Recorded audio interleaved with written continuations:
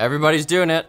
OnePlus Buds, truly wireless earbuds from OnePlus. They are not active noise canceling, so they're more analogous to Google Pixel Buds or original AirPods than they are to AirPods Pro or like Sony WH-1000 XM3s or whatever those are called. They're simple. You can see they look like the Google Pixel Buds in the case anyway, pretty similar size. I'm happy with this case size. It's not too big. It's not tiny, but it's pretty good. Looks like there's an indicator light that could be for the case itself. There's no internal indicator light. Sometimes like on the Google Pixel Buds, for example, there's a light that shows the charge of the case, and then there's a light that shows the charge of the actual earbuds, but this doesn't have that. Yep, they're AirPod clones. Okay, I mean, what did you expect, really? I don't know how I feel about that though, because it's like an uncanny valley thing. People are gonna be like, oh, you're wearing AirPods. They look different. Those aren't, are those AirPods? No, they're not, they're OnePlus Buds. And people will be like, okay. So I'd rather just have a design that was just its own unique thing. Funnily enough, in their product guide that they sent us, they specifically say that they have a unique design that is reminiscent of other OnePlus design language, notably the Bullets Wireless. So they're saying if they look like anything, they look like Bullets Wireless. They definitely don't look like AirPods. Yeah, right, OnePlus. Come on. Little eggshell thing, again, exactly like the Google Pixel Buds box. Set your music free. Enjoy your new buds. Buddy boy. Says user guide safety information. How do I not have head explode? How was Babby formed? This box is empty now. Little USB cable, red on the inside, little OnePlus flare, we used that. It actually looks pretty cool on the inside of a USB-C because the color wraps all the way around. That's kind of cool. And you've got the embossed kind of OnePlus iconography there. Neat, custom. Touch area, these are capacitive. You can swipe on this little silver portion there. Cool. Look at that, USB-C, and the pairing button is on the case, which I prefer. Really similar to the Pixel Buds in that they have two different kind of pairing setups depending on what device you're using. So if you're using a regular Android phone, in my case a Pixel, it's just gonna be like any Android device or any Bluetooth headphones. You're gonna have to go into your Bluetooth menu and find the headphones and then pair it. Don't make this mistake, you do that while they're still in the case, okay? If you, oh God, no. If you put them in your ears and then try to pair, it's not gonna work. Now, if you have a newer OnePlus device, you have to have a 6 or greater, then you get the special experience. In that case, you just open it, and just like the Pixel Buds, you're gonna see a notification come up on your home screen. You tap that, you're paired, and it's magical.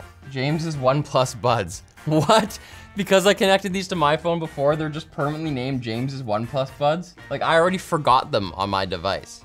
So, what? Why weren't they renamed Brandon's OnePlus Buds? Is that actually how it's gonna be for everybody for all time? What if you buy these from a stranger? Please, before you buy these, rename your device Mr. Poo Poo Head so that when you resell these later on or hand them down to your little brother, they're called Mr. Poo Poo Head's OnePlus Buds. You know, I'm pretty sure these have a factory reset, and so I'm sure you can get them back to normal, but all right, we're paired with my phone again. This can't be right. I'm reading about the controls and it's like, double tap the left or right bud to play the next song by default. For OnePlus 6 and newer customers, you can customize the double tap function of the left bud or the right bud to perform different tasks like play and pause and next track and previous, okay. The words matter here, people. It doesn't say you can customize the controls. It says you can customize the double tap function to whatever action you want. Hold on a second. Does this mean what I think it means? Okay, there's music playing. Single tap. Nothing happened. Double tap. Next song. Swipe. Nothing.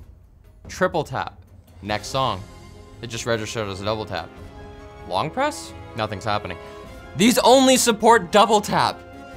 What? I can't even compute this. That is so stupid. Why are they even touch? Why not just have a button? Why even have a button? Why not have one of those like sliding toggles on a spring that just goes dunk, because it only has one function. That's insane. You can double tap, but you can't just tap? I can't pause? I mean, that pauses it. And that's actually pretty responsive. Pause, play. But like, I don't wanna do that every time. And what if I wanna go back to the last song? And forget about volume controls, forget about the Google Assistant. This is insane. What were they thinking? Who even cares what they sound like? Why would you buy these? That is junk. Have these guys made products before? That is insane. Okay. I'm gonna pretend that I don't know that, and I'm just gonna continue the unboxing. Da-da-ding, the chime doesn't sound very premium. It's kinda like generic. James's OnePlus Buds, 100% left, 100% right, 60% case battery. Similarly to the Pixel Buds and others, there's kind of an integrated little mini app just in the settings, which is cool. This is way pared down. HD audio, AAC on and off, phone calls on and off, media audio on and off, contact sharing. Not from me, OnePlus, not today. No permission for you. So not a lot of features there, but it does have find this device.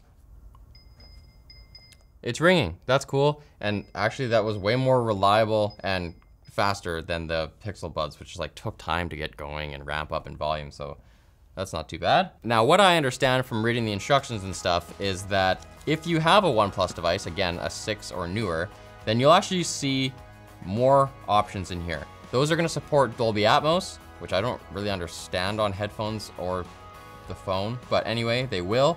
After an over-the-air update, which is gonna come a week after this video. They're also gonna support being able to change the controls. Now, you get to customize what the double tap does. You, as far as I can tell, do not get to specify a tap for this, a triple tap for that. You just get to say, instead of going next song on my double tap, I want pause on my double tap. What the hell? All right, let's give them a shot listening wise, right after this message from our sponsor. Private Internet Access is the VPN that helps you access services and websites as though you're in a different country. It encrypts all your internet traffic and uses a safe, protected IP that you can connect up to 5 devices at once, and clients for Windows, macOS, Android, iOS, and even Linux are supported. You can buy a 1-year plan for $39.95 and get 2 months free at the link in the video description. So check them out, and you know, when you're on Canadian internet, you can see the American prices. That's what I use it for. I will be surprised if these sound like decent. Let's start with something bassy. California knows how to party. Let's try something with some really harsh guitars.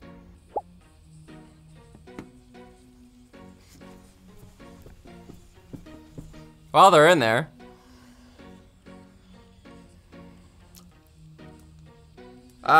they go loud enough, that's for sure. Okay. They sound okay. They're not great, they're not outstanding, they're not that bassy, they're a little bit bright. I noticed that the highs, like a high guitar solo in the song The Pot by Tool, one of my favorite songs ever, could be pretty fatiguing.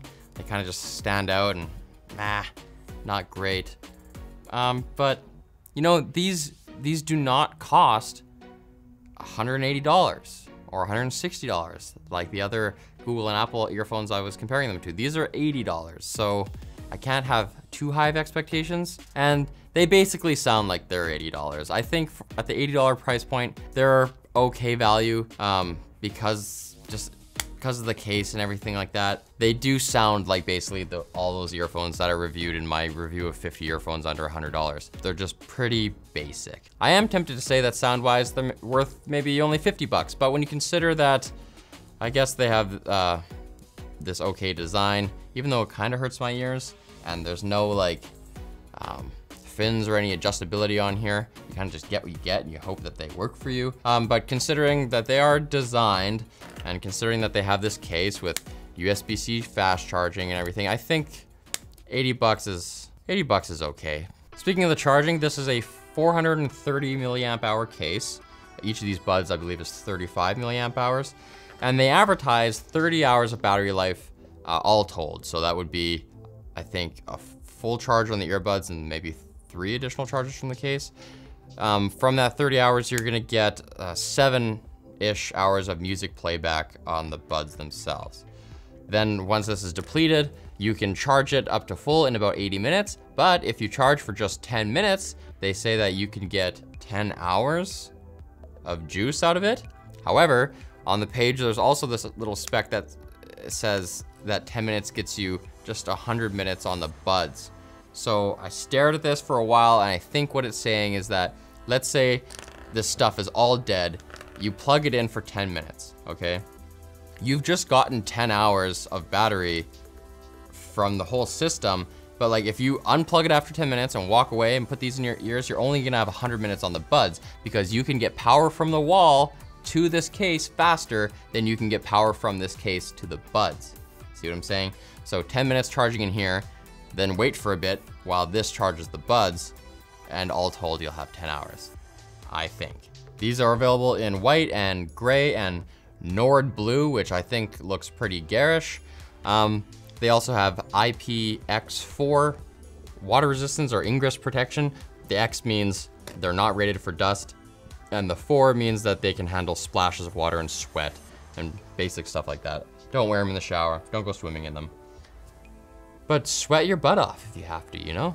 They also advertise environmental noise cancellation, which is not active noise cancellation, nor is it noise isolation. It actually has nothing to do with how they sound. This little marketing spec is for the microphones, of which there are 3 on each earbud. Pretty impressive.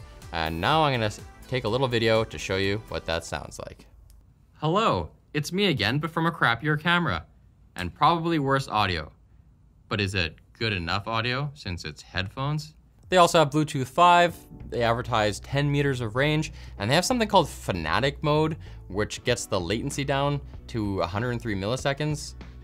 I don't know how you initiate Fanatic mode or if it's just always on, but this is supposed to help you have synced audio between the video you're watching on your phone and the voice you're hearing in your ears, because there's nothing worse than seeing a mouth that moves out of sync with the voice. Did that work? So that's about it for these things. I don't know. If you get a deal on these, like if you buy the phone and maybe you get a discount, I think they're fine.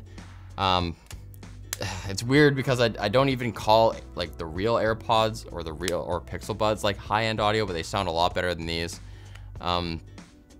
These are pretty much your run-of-the-mill, like random Chinese Amazon truly wireless earbuds, but in a kind of prettier package. So yeah, they're fine. If you want truly wireless earbuds and you don't have any, they're 80 bucks. They're okay. So thanks for watching, guys. If you haven't seen the unboxing we did for the Google Pixel Buds the other day on this channel, check that out. If you're interested in more audiophile grade stuff, check out the hemp headphones from Grado that we looked at the other week. So, you know, this is a good fidget toy. That's why I'm not allowed to have one of these. Bye.